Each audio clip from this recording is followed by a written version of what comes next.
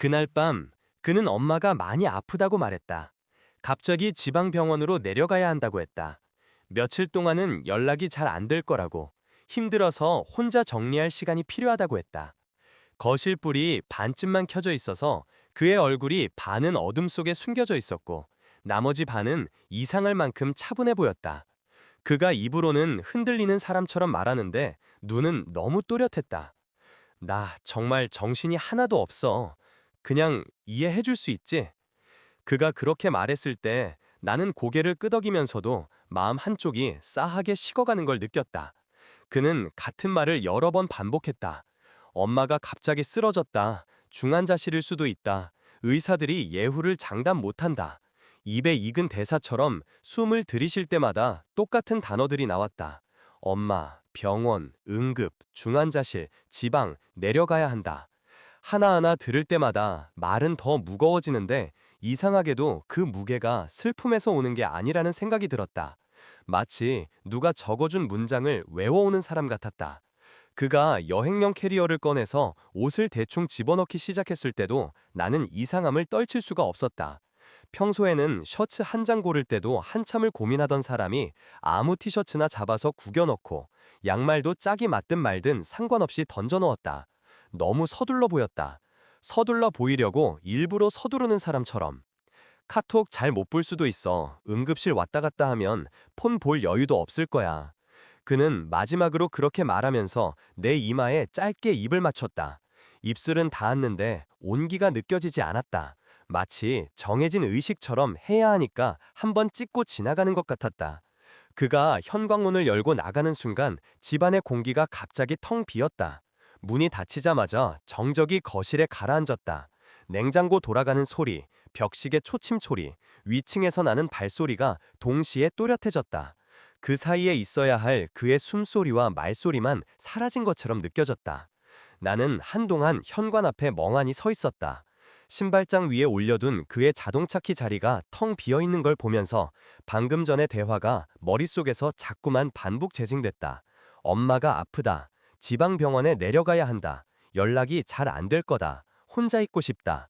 단어들은 마음을 찌르는 대신 자꾸만 미끄러졌다. 귀에는 들어오는데 가슴에는 박히지 않았다. 이상하다고 느끼면서도 내가 너무 예민한 건가 싶었다. 사람 엄마가 아프다는데 의심부터 하는 내가 나쁜 사람처럼 느껴졌다. 그래도 그날따라 의심은 쉽게 사라지지 않았다.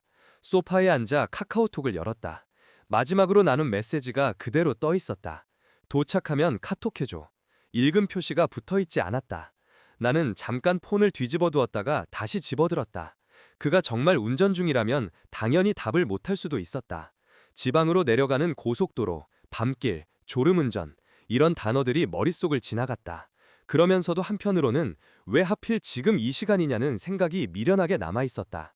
우리는 몇 달 전부터 결혼 이야기를 조금씩 꺼내고 있었다. 정확한 날짜까지 정한 건 아니지만 양가 부모님 인사도 했고 예식장은 아니더라도 스몰 웨딩이 좋네, 혼인신고 먼저 할까, 이런 이야기를 할 정도로 구체적인 단계에 들어와 있었다. 그리고 그 이야기가 진지해질 때마다 그는 항상 약간 뒤로 물러나는 느낌을 주곤 했다.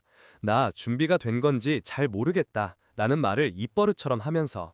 그 말을 처음 들었을 때는 솔직한 사람이라고 생각했다.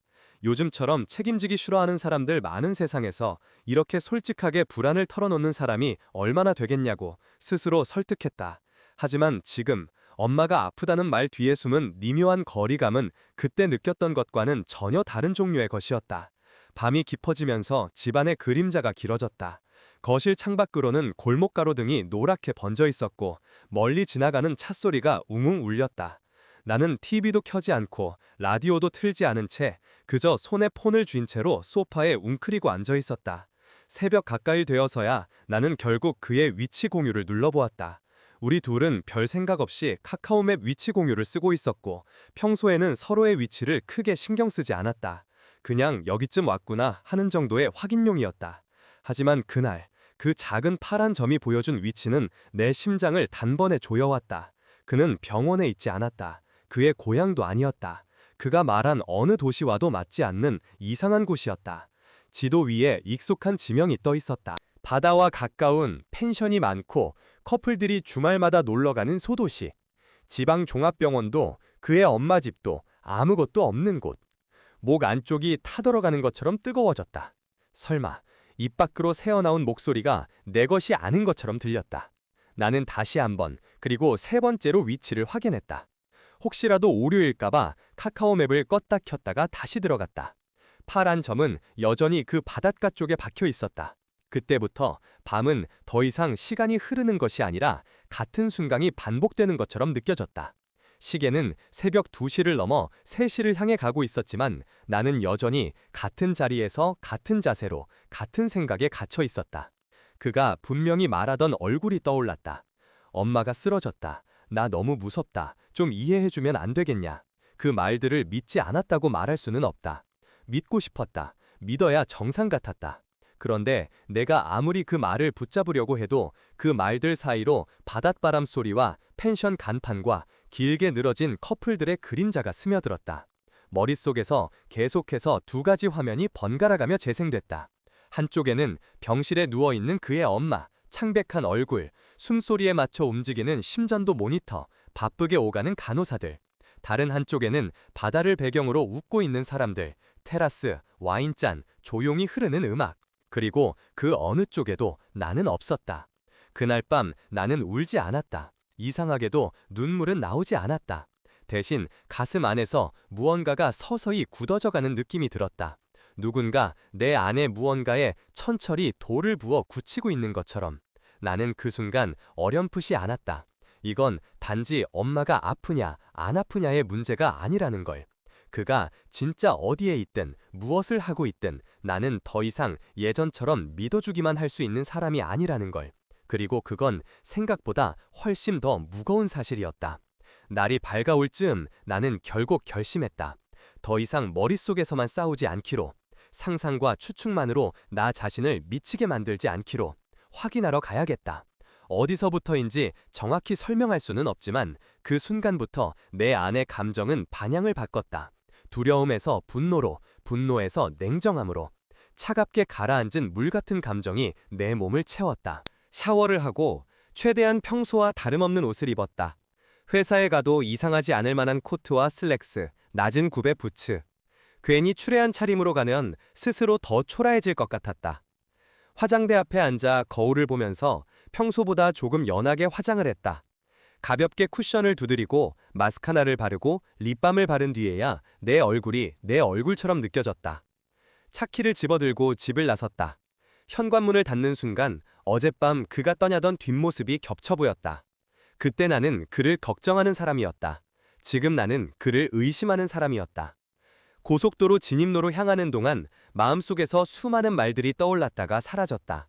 그의 엄마들 만나면 뭐라고 해야 할지, 내가 지금까지 들은 이야기들과 어떤 말들이 맞지 않는지, 혹시라도 정말 아픈 상태라면 내가 얼마나 나쁜 사람이 되는지. 하지만 막상 톨게이트를 지나고 익숙한 표지판들이 하나둘 나타나기 시작하자 생각은 점점 간단해졌다. 확인하면 된다. 그게 전부였다. 내가 잘못한 게 아니었다. 하늘은 흐릿했다. 겨울 끝자락, 아직은 쌀쌀한 바람이 차창 사이로 스며들었다. 라디오에서는 DJ가 가벼운 농담을 던지고 있었지만 한마디도 귀에 들어오지 않았다. 나는 라디오를 꺼버리고 차 안의 정막과 엔진 소리만을 들으며 계속 달렸다. 그의 엄마 집이 있는 동네에 들어섰을 때 낯익은 아파트 단지와 버스 정류장, 오래된 분식집 간판들이 차창 밖으로 스쳐 지나갔다. 예전에는 그와 함께 이 동네를 걷는 것만으로도 이상하게 설레곤 했다. 미래 시어머니가 될지도 모르는 사람의 집, 언젠가 나도 명절마다 오가게 될지 모르는 곳.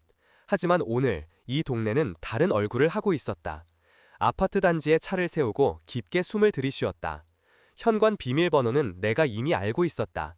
그가 귀찮다고 하면서도 알려줬던 번호.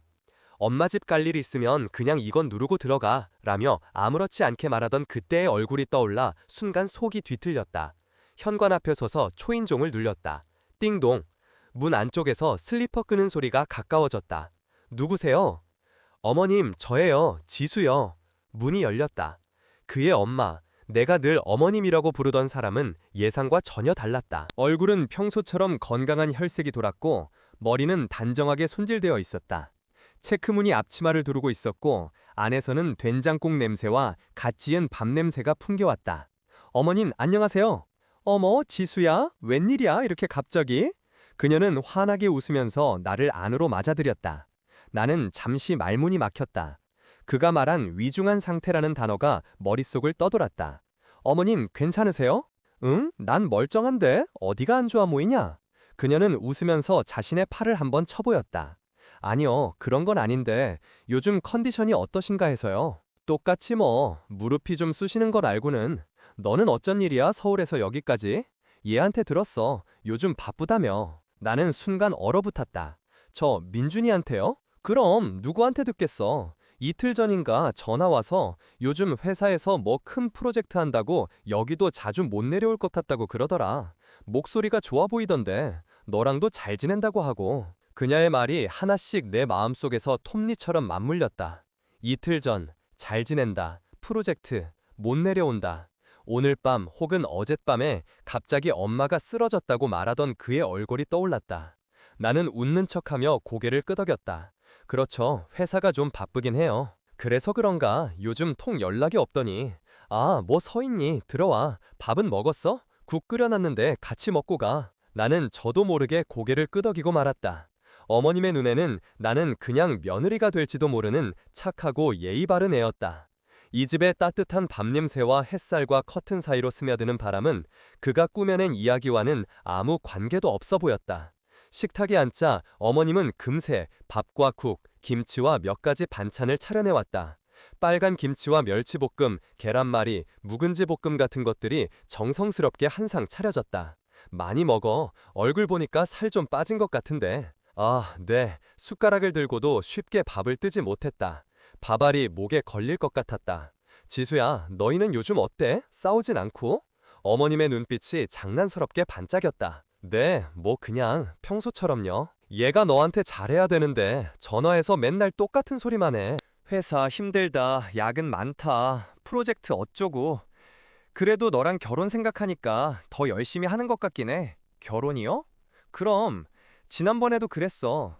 엄마, 나도 나이 생각하면 이제 자리 잡고 결혼해야지 이러더라. 니네 둘이서 일정은 얘기했니? 어머님의 말은 누군가가 내 머리 위에 들이붓는 얼음물 같았다. 결혼 생각, 자리 잡고. 엄마에게는 그렇게 말했으면서 나에게는 아직 준비가 안 됐다고 했던 사람. 아직 구체적으로까지는. 나는 겨우 그렇게 대답했다. 손가락 위에 숟가락을 꽉 쥐고 있었다. 귓가에서는 피가 흐르는 소리가 났다. 어머님은 아무것도 모른다는 듯 웃으며 계란말이를 내 그릇 위에 올려주었다. 뭐 천천히 해도 되지. 급할 거 뭐 있어. 근데 얘가 너 자랑은 참 많이 하더라. 성격도 좋고 일도 잘하고 자기한테 너무 아깝다고. 나는 숟가락을 내려놓고 물을 한 모금 마셨다. 물맛이 이상하게 느껴졌다. 근데 어머님? 응? 혹시 많이 아프셨다는 건? 나? 아니, 나 아픈 적 없는데? 왜? 얘가 또 무슨 소리를 했어? 어머님의 이마에 잠깐 주름이 잡혔다. 아픈 적 없다는 말이 빗나가지 않고 곧장 심장에 꽂혔다. 아, 아니에요. 제가 잘못 들었나 봐요. 입에서 나온 말은 내가 아니었다. 자동으로 만들어진 거짓말이었다. 나는 그에게서 수없이 배운 거짓말이었다. 어머님은 고개를 깨웃하다가 이내 웃어넘겼다. 아휴, 그놈이 워낙 말을 대충 해서 너도 고생이다, 지수야. 나는 억지로 웃었다. 눈앞의 밥상이 흐릿해 보였다. 식사를 마치고 어머님과 함께 차를 한 잔 마셨다. 그녀는 내가 무슨 생각을 하고 있는지 조금도 모르고 민준이가 어려서부터 어떤 아들이었는지, 유치원 때 발표회에서 울먹이던 이야기, 군대 가던 날 역에서 울던 이야기 같은 것들을 들려주었다. 그 이야기를 들으면서 나는 이상한 감정을 느꼈다. 내가 알고 있던 민준과 어머님이 알고 있는 민준이 서로 다른 사람처럼 느껴졌다. 어머님의 아들로서의 그는 착하고 예의 바르고 책임감 있고 부모에게 효도하려는 평범한 대한민국의 아들이었다. 내가 보고 있는 그는 엄마를 핑계로 거짓말을 하고 병원 대신 바닷가로 내려가 누군가의 배 위에서 파란 종이를 터트리는 남자였다. 어느 쪽이 진짜일까? 아니면 둘 다 진짜일까? 집을 나설 때 어머님은 나를 현관까지 배웅해 주었다. 지수야, 얘가 뭐 부족한 점 있어도 넌 좀 넓게 봐줘. 남자애들이 원래 표현을 잘 못하고 책임감도 부담스러워하고 그러잖아. 그래도 진심은 너한테 다 가 있을 거야. 그 말은 칼처럼 날카로웠다. 네, 어머님. 밖으로 나와 계단을 내려가는데 다리가 살짝 후들거렸다. 눈앞의 풍경이 이질적으로 느껴졌다. 같은 아파트 단지, 같은 놀이터, 같은 경비실인데 전혀 다른 세상처럼 보였다. 내가 차에 올라타 문을 닫는 순간 비로소 집안의 따뜻한 공기와 된장국 냄새와 햇살로부터 완전히 분리된 느낌이 들었다. 창문 밖으로 보이는 아파트 벽은 차갑고 네모난 시멘트 덩어리일 뿐이었다. 시동을 걸고도 한동안 움직이지 못했다. 핸들 위에 올린 두 손이 땀으로 젖어 있었다.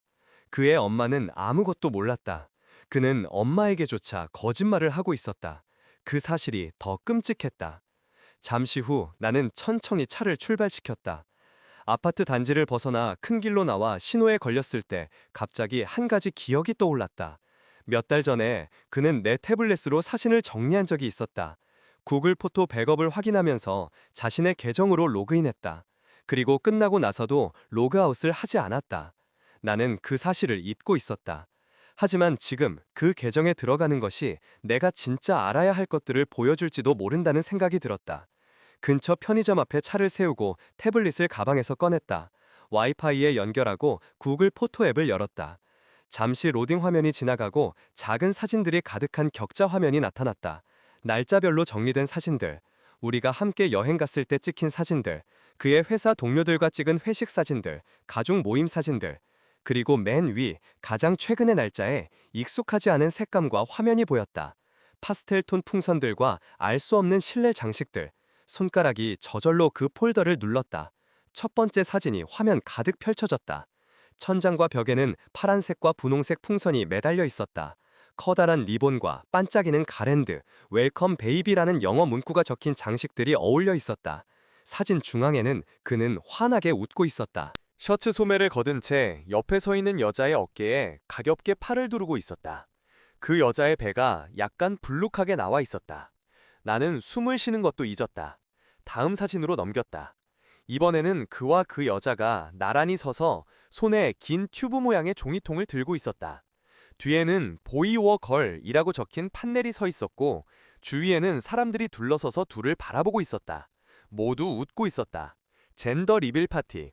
요즘 SNS에서 흔히 보이던 남의 일이라고 생각했던 장면들이었다. 또 다음 사진. 종이통이 터지면서 파란색 종이 조각이 폭죽처럼 쏟아져 내렸다.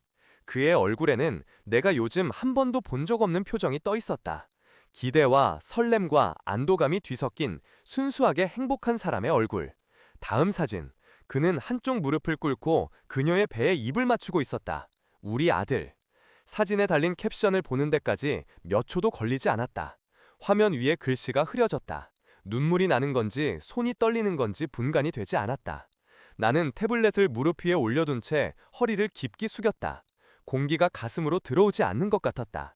그는 나에게 결혼이나 아이 이야기를 꺼내면 항상 같은 말을 했다. 난 아직 준비가 안 됐어. 솔직히 애는 좀 무서워. 우리 둘이 사는 게 좋은데 괜히 애 때문에 다 깨질까봐. 나는 그 말을 이해하려고 했다. 요즘 시대엔 결혼 안 하는 사람도 많고 아이 없이 사는 부부도 많으니까 서로 원하는 삶의 속도가 다를 수도 있다고. 나만 조금 기다리면 언젠가는 마음이 같아질 거라고 믿었다. 그런데 그는 아이를 원하지 않는 사람이 아니었다. 결혼이 두려운 사람이 아니었다. 그는 단지 나와의 결혼과 나와의 아이를 원하지 않는 사람이었다. 그 사실이 어떤 말보다 잔인했다. 태블릿 화면 안에 그는 그 누구보다 태어나지 않은 아이를 자랑스러워하고 있었다. 손에 파란색 풍선을 들고 Daddy to be라고 적힌 어깨띠를 메고 카메라를 향해 웃고 있었다. 내가 그에게서 계속해서 듣던 문장들. 지금은 좀 부담스럽다. 조금만 더 기다리자. 우리 두의 시간을 더 즐기자는 말들은 한순간에 모두 다른 의미로 바뀌어 버렸다. 그는 나에게만 준비가 안 된 사람이었다. 나에게만 미래를 미루던 사람이었다. 무릎 위에 올려둔 태블릿 위로 눈물이 한 방울 떨어졌다. 눈물 자국이 화면 위에 번졌지만 사진 속 그의 웃음은 흐려지지 않았다. 오히려 더 또렷해 보였다. 나는 태블릿을 천천히 닫고 깊게 숨을 들이쉬었다. 지금 내가 할 수 있는 선택은 두 가지였다. 아무것도 모르는 척 집으로 돌아가 그가 언제 돌아오든 기다리는 것. 아니면 그가 만든 거짓말의 무대 위로 직접 올라가는 것. 나는 두 번째를 선택하기로 했다. 차에서 내려 편의점 안으로 들어갔다. 복사기 겸 프린터가 있는 구석으로 가서 태블릿을 다시 열어 사진 한 장을 골랐다. 파란 종이가 흩날리는 순간 그가 두 팔을 벌리고 웃고 있는 사진. USB 케이블을 연결하고 사진을 전송한 뒤 프린트 버튼을 눌렀다.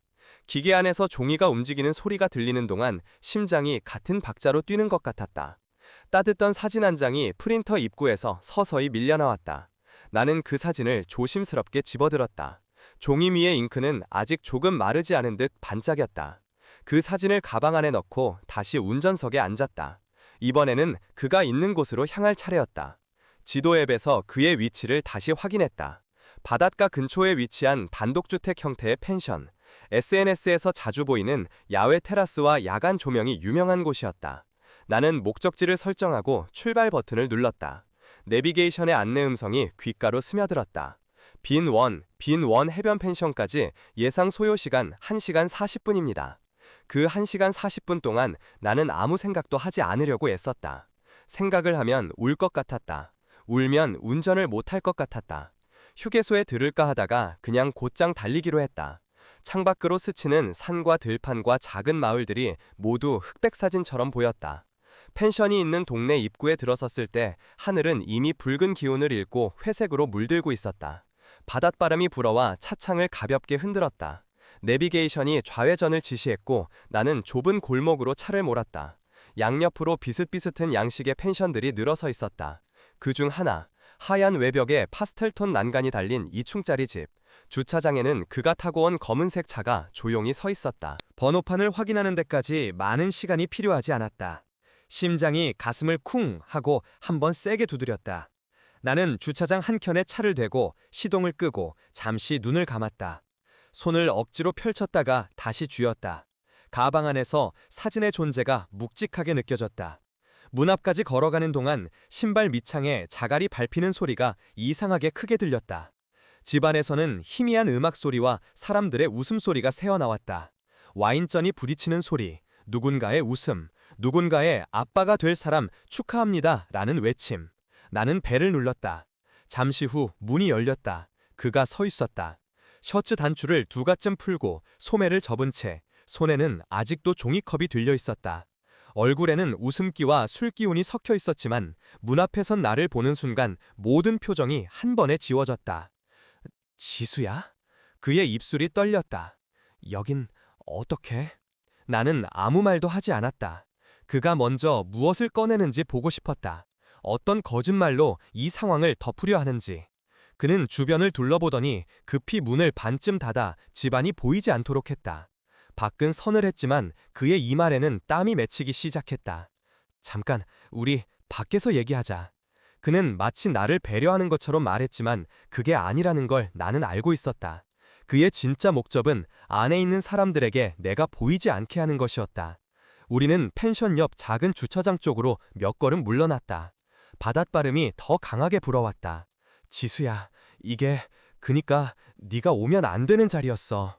그의 첫마디부터 책임을 회피하는 냄새가 났다. 엄마는?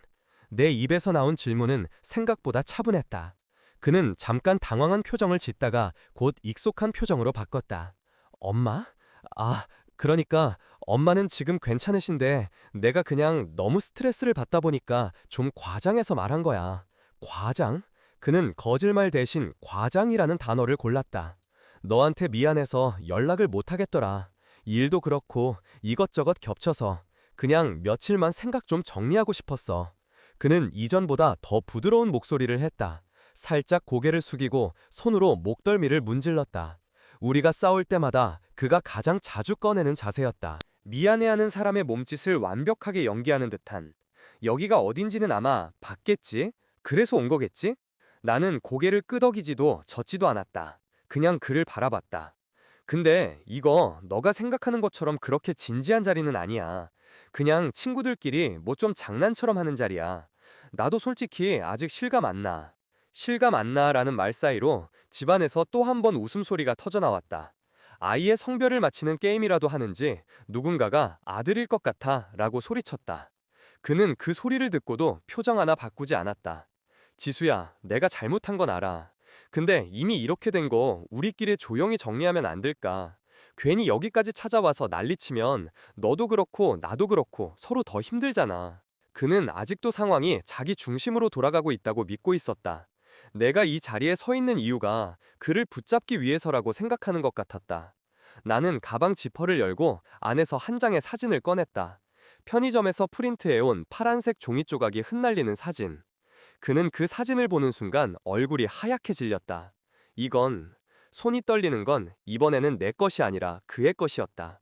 그는 사진 속 자신의 얼굴을, 사진 속 자신의 웃음을, 사진 속 자신의 손이 올려진 배를 똑바로 바라봐야 했다. 그는 나를 올려다보더니 입을 떼었다. 그게 상황이 네가 보는 것처럼만은 아니야. 나는 웃음이 나올 뻔했다. 터져나오는 웃음을 겨우 참았다. 민준아, 내가 그의 이름을 불렀다. 평소와 똑같은 발음이었지만 내 귀에는 전혀 다른 이름처럼 들렸다. 엄마가 아프다고 했지? 그의 입술이 굳었다. 엄마가 중환자실에 있을지도 모른다고 했지? 그의 시선이 사신과 내 얼굴 사이를 오갔다. 지금 엄마는 집에서 된장국 끓이고 있었어. 그의 입꼬리가 아주 조금 비틀렸다. 어머님은 너 회사 프로젝트 얘기만 하셨다. 결혼 얘기하면서 나 칭찬만 하시더라. 나는 한 단어 한 단어를 또렷하게 말했다. 내 안에서 무언가가 조금씩 정리되어가는 느낌이 들었다. 네가 엄마한테 한 말, 나한테 한 말, 그리고 지금 여기서 하고 있는 말, 셋 다 다르더라. 그는 숨을 크게 들이쉬었다가 내뱉었다. 지수야, 나도 사람인데 실수할 수 있잖아. 솔직히 나도 이렇게까지 일이 커질 줄 몰랐어. 그냥 그때그때 상황을 피하려고 하다 보니까. 실수? 내 목소리가 조금 낮아졌다. 실수로 엄마를 핑계로 거짓말을 하고, 실수로 다른 여자랑 아이를 가지게 되고, 실수로 나한테는 결혼이 무섭다고 하고, 실수로 여기 와서 파티하는 거야? 그는 대답하지 못했다. 대신 손에 쥔 사진만 더욱 세게 붙잡았다. 사진 모서리가 구겨졌다. 지수야, 나도 너한테 미안한 거 알아. 진짜야. 근데 이제 어떻게 할 수가 없어. 이미 이렇게 돼버렸으니까. 나도 책임져야 하잖아. 그 책임은 나한테는 지지 않겠다는 거네. 말하고 나서야 그 문장이 내 안에서 이미 오래전부터 준비되어 있던 것 같다는 생각이 들었다. 그는 당황한 듯 눈을 크게 떴다. 그런 뜻이 아니라, 민준아, 나는 그를 한 번 더 불렀다. 너 결혼이 무서운 게 아니었어. 그의 입이 살짝 떨렸다. 나랑 결혼하는 게 싫었던 거야. 그 한 문장을 내뱉는데 오래 걸리지 않았다. 하지만 그 문장을 받아들이는데 걸리는 시간은 훨씬 길 것 같았다. 그는 무언가를 말하려다가 결국 입을 다물었다. 눈동자가 흔들렸다. 마음속 어딘가에서 그 말이 사실이라는 걸 스스로 알고 있다는 듯한 눈빛이었다. 그래도 너랑 보낸 시간이 다 거짓말이었던 건 아니야. 그의 마지막 발악 같은 말이 바닷바람에 금세 흩어졌다. 그래, 나는 고개를 끄덕였다. 아마 아니었겠지. 네가 나를 좋아했던 순간도 있었을 거야. 그는 잠시 안도한 듯한 표정을 지었지만 나는 그 표정을 오래 두지 않았다. 근데 그게 지금 나한테 무슨 의미가 있냐? 그는 대답하지 못했다. 집안에서 또 한 번 환호성이 들려왔다. 건강하게만 태어나라 하는 목소리가 희미하게 들렸다. 돌아가 봐. 내가 말했다. 축하해줘야 할 사람 많잖아. 아빠가 될 사람. 그의 얼굴이 일그러졌다. 지수야, 제발 이렇게 끝내지 말자. 아니, 내가 잘못한 거 알잖아. 근데 네가 이렇게 나가버리면 넌 네가 선택한 책임을 지면 돼. 나는 그의 말을 잘랐다. 나는 내가 선택한 책임을 질 거고 네가 선택한 책임? 그는 이해하지 못한 얼굴로 되물었다. 그래, 지금 이 자리까지 온 거, 사진을 프린트해서 네 손에 쥐어준 거, 어머님에게 아무 말도 하지 않은 거, 울지 않고 여기까지 운전해 온 거, 다 내가 선택한 거야. 나는 한 걸음 뒤로 물러났다. 더 이상 네가 만들어 놓은 이야기 속에서 내가 대신 죄책감을 느끼는 역할은 안 할 거야. 그는 여전히 무언가를 말하고 싶어 했지만 적당한 말이 떠오르지 않는 듯 입술만 몇 번 달싹였다. 손에 쥔 사진을 보다가 다시 나를 보았다. 눈동자 안에 처음으로 진짜 두려움이 떠올랐다. 나는 그 두려움을 마지막으로 바라보고 천천히 몸을 돌렸다. 걸음을 옮길 때마다 바닥이 조금씩 가벼워지는 느낌이 들었다. 뒤에서 그가 나를 부르는 소리가 들렸지만 나는 돌아보지 않았다. 그가 내 이름을 부르는 그 목소리는 더 이상 내가 사랑하던 사람의 목소리가 아니었다. 주차장으로 향하는 동안 바닷바람이 내 머리카락을 세차게 흔들었다. 눈이 조금 시렸지만 그게 바람 때문인지 눈물 때문인지는 잘 모르겠었다. 차문을 열고 운전석에 앉자 손이 약간 떨렸다. 나는 핸들 위에 손을 얹은 채 잠시 눈을 감았다 떴다. 그리고 시동을 걸었다. 펜션을 떠나는 동안 백미러 너머로 그 집이 점점 작아졌다. 그와 그의 새 인생, 파란 종이 조각과 웃음소리, 축하한다는 말들이 하나의 작은 점으로 줄어들다가 결국 시야에서 완전히 사라졌다. 그렇게 멀어지면서도 이상하게도 가슴은 터지지 않았다. 오히려 어떤 부분은 조용해지고 있었다. 끊어져야 할 것이 제자리를 찾아 끊어진 것처럼. 해가 완전히 지고 하늘이 어둑해질 무렵 나는 한강 근처 공원에 차를 세웠다. 평일 저녁이라 그런지 사람은 그리 많지 않았다. 조깅을 하는 사람들과 강을 바라보며 앉아있는 몇몇 사람들만 드문드문 보였다. 나는 강 쪽 벤치에 앉았다. 바람이 강 위를 지나와 내 얼굴을 스쳤다. 그제야 눈물이 났다. 울음은 생각보다 조용했다. 숨을 크게 몰아쉬며 흐느끼는 것도 아니었고 손이 내어 울지도 않았다. 그냥 눈가에서부터 뜨거운 물이 조용히 흘러내렸다. 나는 그것을 막으려 하지 않았다. 이건 그를 위한 눈물이 아니었다. 이건 나를 위한 눈물이었다.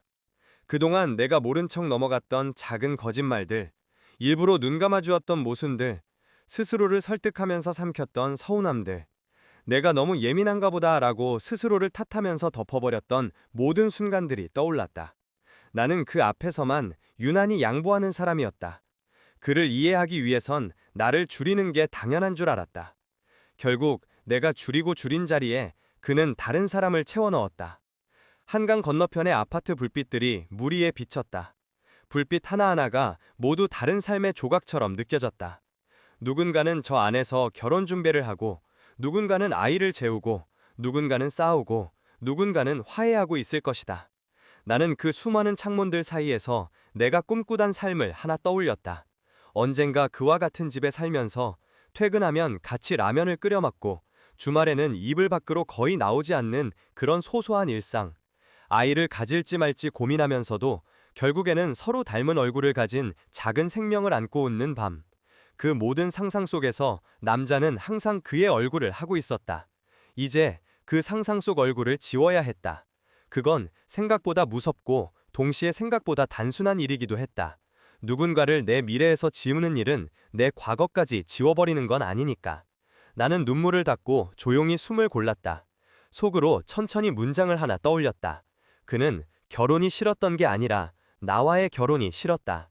그 문장은 내 가슴을 한 번 더 베었지만 동시에 상처의 가장자리부터 꿰매기 시작했다. 그는 아이가 무서웠던 게 아니라 나와의 아이를 원하지 않았던 거다.